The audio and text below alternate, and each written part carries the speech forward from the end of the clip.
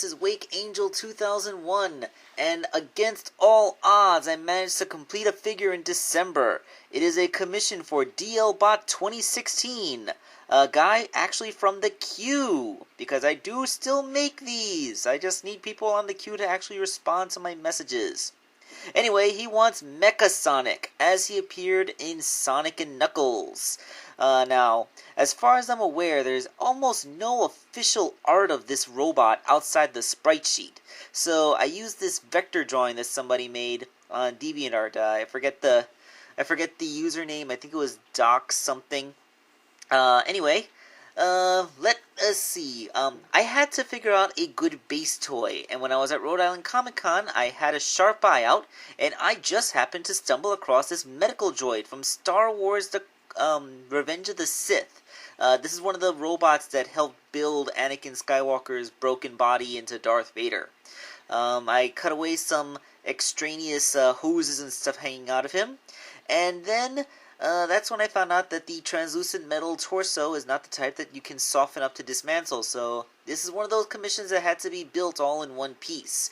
That means that it's going to be kind of awkward to take photographs from a lot of angles because I couldn't lie the parts flat on the ground.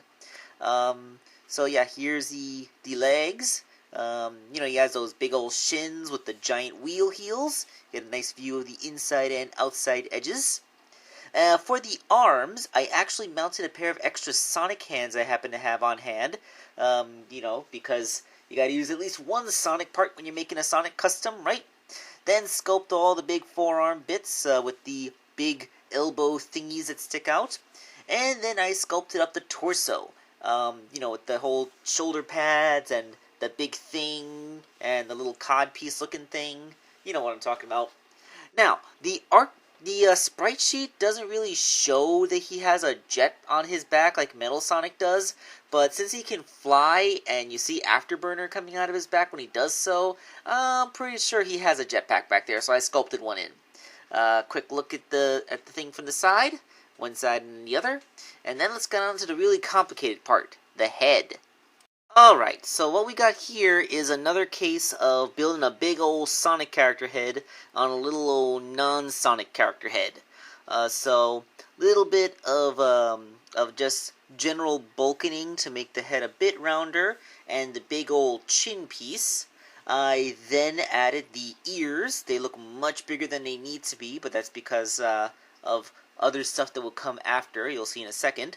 The three big major spines, which are like big cones that go down from the top of the head.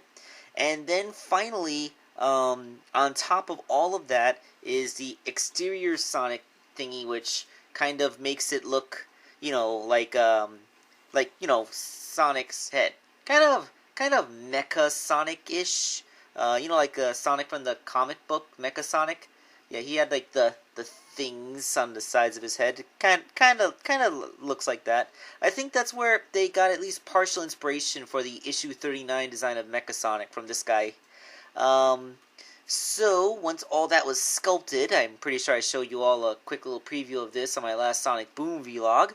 All that was left was to paint it. So let's take a look at the process of painting it. Initially, I was going for the blue robot with lighter blue parts look. I don't think any parts of this robot are actually black. I just think it's limited shading capability on the 16-bit Genesis. But once I had it all done, it just didn't really look right. I mean, those parts are too blue. So what I did was I put a layer of silver on top of the blue. Not too thick a layer, so this creates the effect of like a silver metally thing with a blue tint to it, which I think really captures Mecha Sonic's look a lot better. So, if you want to know how this Mecha Sonic scales, here he is standing next to Jazzware's Classic Sonic. After all, as a Sonic and Knuckles boss, this is the version of Sonic that would have encountered him. And there may be some people out there that think that he looks a little bit too tall. So here he is next to Tommy's Classic Sonic, which as we know is a little bit smaller and actually would rather scale better next to the 3-inch modern Sonic, if you're doing a Generations thing.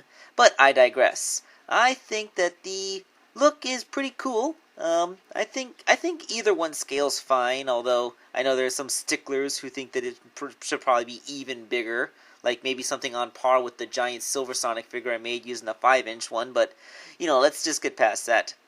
This has been Mecha Sonic.